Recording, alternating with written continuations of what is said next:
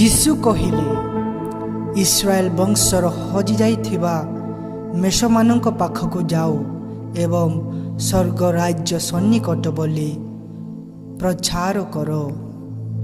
ଖ୍ରୀଷ୍ଟଙ୍କ ଯୋଗରେ ପ୍ରିୟ ଭାଇ ଓ ଭଉଣୀମାନେ, ଆଜି ଆମ୍ଭେମାନେ ମାଥ୍ୟୁ ଲିଖିତ ସୁସମାଚାର ଅଧ୍ୟାୟ 9 35 ପଦ ଠାରୁ ଅଧ୍ୟାୟ 10 1 ଏବଂ 5 ଠାରୁ 8 ପଦ ପର୍ଯ୍ୟନ୍ତ ପଢ଼ି ଶୁଣିଲୁ।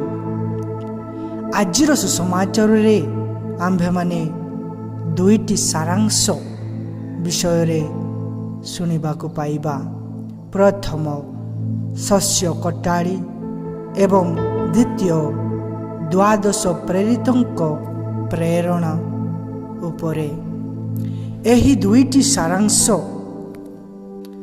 ଗୁଡ଼ିକ ଅନୁଧ୍ୟାନ କଲେ ସେଠାରୁ କେବଳ ଗୋଟିଏ ମୁଖ୍ୟ ବିଷୟ ପାଇବା। ତାହା ହେଉଛି ଈଶ୍ୱର ଆମ୍ଭମାନଙ୍କୁ ଏତେ ପ୍ରେମ କରନ୍ତି ଯେ ସେ ଆମର ବିନାଶ କଦାପି ଚାହାନ୍ତି ନାହିଁ, ବରଂ ଆମ୍ଭମାନଙ୍କୁ ଆହ୍ୱାନ କରୁଅଛନ୍ତି ଯେ ଆମ୍ଭେମାନେ ଈଶ୍ୱରଙ୍କ ଠାରେ ଆଶା ଓ ଭରସା କରିବା, ତାହା ହେଲେ ଆମ୍ଭେମାନେ ପରିତ୍ରାଣ ପାଇବା ଏବଂ ଆମେ ବିଶ୍ୱାସ କରିବା ଯେ ଆମର ପରିତ୍ରାଣ ତାଙ୍କ ହାତରେ ରହିଅଛି। ସେଥିପାଇଁ ପ୍ରିୟ ଭାଇ ଓ ଭଉଣୀମାନେ, ଆମ୍ଭେମାନେ ବିଶ୍ୱାସ କରୁଅଛୁ ଯେ ପ୍ରତ୍ୟେକ ବର୍ଷ ଡିସେମ୍ବର ମାସରେ ପ୍ରଭୁ ଶିଶୁ ଯୀଶୁଙ୍କର ଆଗମନ ହେଉଅଛି। ସେ ଐଶ୍ୱ ରୂପ ପରିତ୍ୟାଗ କରି ମନୁଷ୍ୟ ରୂପ ଧାରଣ କରିବେ ବୋଲି ଆମେ ବିଶ୍ୱାସ କରୁଅଛୁ। ବା ପ୍ରଭୁ ଯୀଶୁ ଈଶ୍ୱର ହୋଇ ସୁଦ୍ଧା ମନୁଷ୍ୟ ରୂପ ଧାରଣ କରି ଆମ୍ଭମାନଙ୍କ ଗହଣରେ ରହି ଆମ୍ଭମାନଙ୍କର ପରିତ୍ରାଣ ନିମନ୍ତେ କାର୍ଯ୍ୟ କରିବେ ବୋଲି ଆମେ ବିଶ୍ୱାସ କରୁଅଛୁ। ତେବେ ତାଙ୍କର ଆଗମନ, ତାଙ୍କର ପ୍ରେମ ଯୋଗୁଁ ଆମ୍ଭେମାନେ କ'ଣ କରିବା ବିଧେୟ?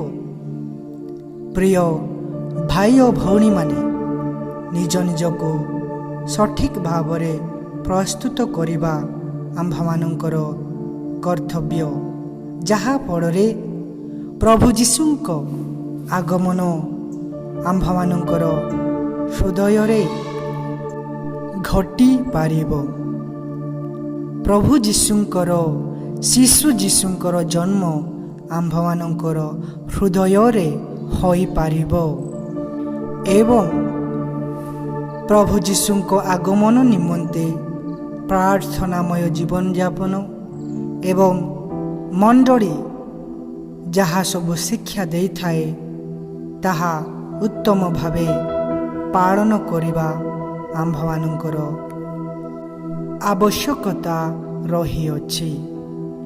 ତେଣୁ ଆମ୍ଭେମାନେ ଉପଯୁକ୍ତ ଭାବରେ ଆମର ହୃଦୟକୁ ପ୍ରସ୍ତୁତ କରି ଆମର ଆଶା ପୂରଣ ହେବା ଯେ ଶିଶୁ ଯୀଶୁ ଆମ୍ଭମାନଙ୍କ ହୃଦୟର ଗୁହାଳରେ ଜନ୍ମଗ୍ରହଣ କରିବେ।